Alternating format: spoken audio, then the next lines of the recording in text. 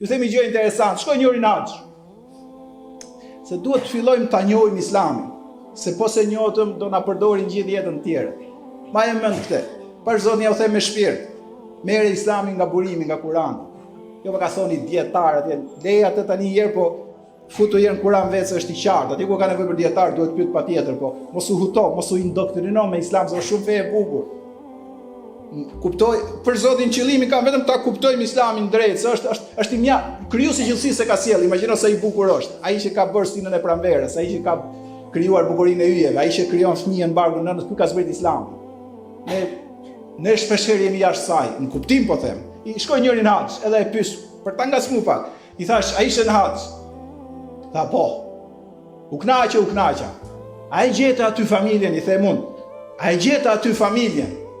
Se haxhi ka qëllim, ka kuptim, nuk ka problemi vetëm bëj në mënyrë robotike ato, se po çojmë inteligjencë artificiale të bëj haxh pastaj.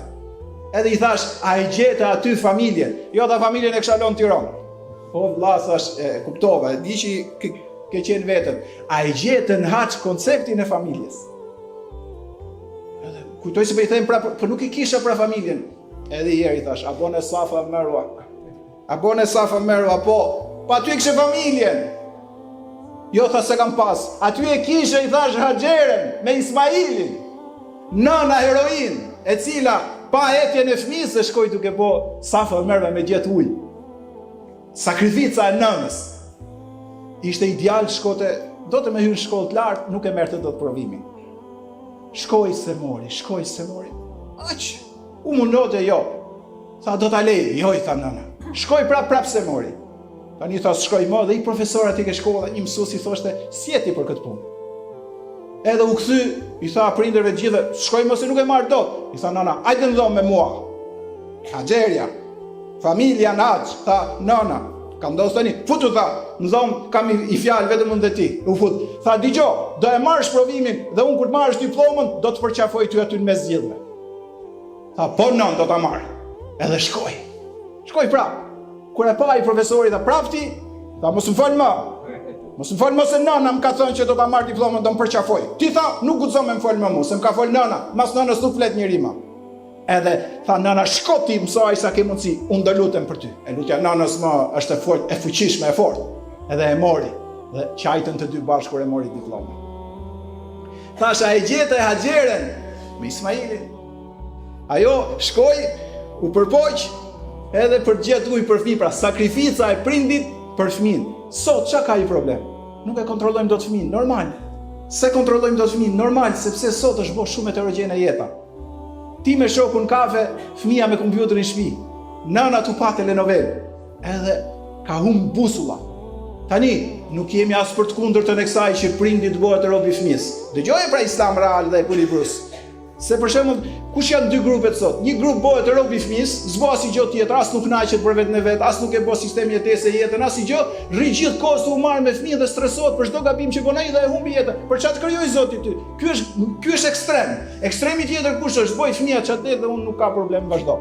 Dhe pastaj vijnë konsekwencat. Se fëmin po nuk e drejtove ti, do ta drejtojnë tjerë, po ta drejtojnë tjerë të varet çfarë dorë bën. Baba në kafe, nëna telenovel, fëmia në kompjuter dhe kështu nuk merresh vesh asnjëherë me fëmin tën. Duhet patjetër të jesh i kujdesshëm. Thasha e gjetë familjen haxh apo jo? Thasha bëra kurban. Ç'a gjetën kurban? Gjetë babë mirë pra Ibrahimin me Ismailin. Se thash haxhi të sjell kur e bën atë si fëmia që del nga barku nënës, po jo kur e bën në mënyrë kaotike dhe s'kupton rritet për çfarë i ke bërë. Ç'a tha të kuptoj ke Ibrahimi edhe ke Ismaili. Tha të kuptosh, i thash vetëm këtë, që baba dhe biri u konsultojshin për çdo gjë, meqense ishte i vogël. Kur pa ëndrrën për ta bërë kurban, ç'a i tha, o biri im, nuk e mori direkte me ekzekutu. Tha, o biri im, kam parë në ëndër që unë të bëj kurban në emrin e Zotit. I mori mendim dhe fëmia i dha mendim, tha, if'al ma tu'mar, bëj atë që je urdhëruar, do më gjesh inshallah të durueshëm. Neve e kemi shkoput këtë, se na zen punët, na zen hallet, shpeshherë do ta them drejt, na zen veset, pasionet. Ka baballar rrin me gratë e huaja dhe nuk i japin hakun fëmis. Ishte njëri dhe 14 vjeç vajzën doli për të shëtit. Edhe gjeti më në fund pak kohë për vajzën e vet, po nëse ti s'do gjesh kohë për vajzën, po do gjen meshkujt pra të plotësojnë pasionet. Se ka meshkujt këqij, nuk është se tjerë ta shohin si vajzën e vet. Duhet ne të përkushtohemi ke vajzat tona se mundet njerëz të këqij duan të plotësojnë pasionet me vajzat e shqiptarëve.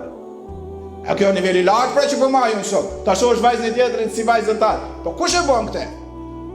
Te nuk e bën një që e ka marrë jeta e pasionit, dhe e bën një që ka mençuri të thellë, ka kuptuar për çfarë ekziston tokë dhe jeton. Kupton dhe pse jeton vet, kupton dhe pse del trëndafilin pranver. Po si lidhe këto je kaotik, pastaj je në kaos derisa t'japësh shpirt. Dhe vajza e prekuaj, di çfarë i tha? Babi tha, u kënaqja shumë sot, po a mund të tregosh ku e ke shtëpinë e dytë? Se në kohën që s'vjen shtëpi, ma trego që të vina herë unë atje. Ky thot, se unë s'kisha shtëpi dytë, tha, po shkoja në vonë shumë, ajo ishte në gjumë, hiksha herët shumë, ajo ishte në gjumë, kishte kujtuar vajza se ka shtëpi dytë. Mora i goditje, tha, pastaj çdo ditë në bllokun e shënimeve thotë vesha emrat e atyre që do takojsha gjatë ditës. I ditë tha dola shpejt e mora çontën u nisa tha, shikoj bloku se shkthehem në shtëpi fillova të bërtas, aty ku është bloku? Fëmia tha djali rinte atje në cep. Bashortja u vun presion nuk e dije me radhë derisa po ti I thash djalit, tha unë e kam marr. Po pse më bir tha se unë jam duke shku me shpejtësi, sepse babai im tha ti kishe vendosur shumë emra për takim djalin tënd se kishte në agjend.